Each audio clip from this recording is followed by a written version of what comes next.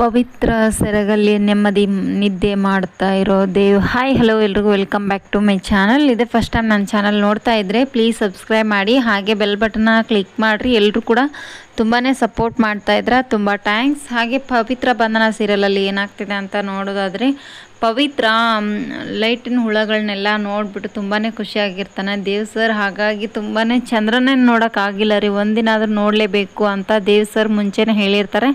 ಹಾಗಾಗಿ ಪವಿತ್ರ ಅಲ್ಲಿ ಚಂದ ಮಾಮ ಇದನ್ನು ನೋಡ್ರಿ ಅಂತ ಹೇಳ್ಬಿಟ್ಟು ತೋರಿಸ್ತಾಳೆ. ಅದನ್ನು ನೋಡ್ಬಿಟ್ಟು ದೇವ್ಗೆ ಫುಲ್ ಖುಷಿಯಾಗ್ಬಿಟ್ಟಿರುತ್ತೆ.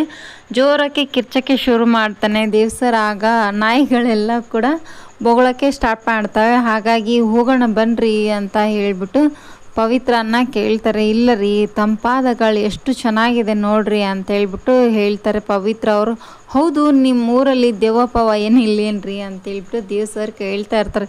ಏನ್ರಿ ಇವತ್ತಲ್ಲಿ ಹೆದರಿಸ್ತಾ ಇದ್ದೀರಾ ನನಗೆ ನೀವು ಅಂತ ಹೇಳ್ಬಿಟ್ಟು ದೇವ್ ಸರ್ಗೆ ಪವಿತ್ರ ಅವರು ಹೇಳ್ತಾ ಇರ್ತಾರೆ. ಹಾಗೆ ಮಾತಾಡ್ತಾ ಮನೆಗೆ ಹೋಗ್ತಾರೆ. ಒಳಗಡೆ ಮಲ್ಕೊ ಬನ್ನಿರಿ ಅಂತ ಕೇಳ್ತಾರೆ. ಬೇಡ, ಇಲ್ಲೇ ಚೆನ್ನಾಗಿದೆ, ಇಲ್ಲೇ ಮಲ್ಕೊಳೋಣ ಅಂತ ಹೇಳ್ಬಿಟ್ಟು ದೇವ್ ಸರ್ ಹೇಳ್ತಾರೆ. ಹಾಗಾಗಿ ಮಲ್ಕೋತಾರೆ. ಬೆಳಿಗ್ಗೆ ಆಗುತ್ತೆ.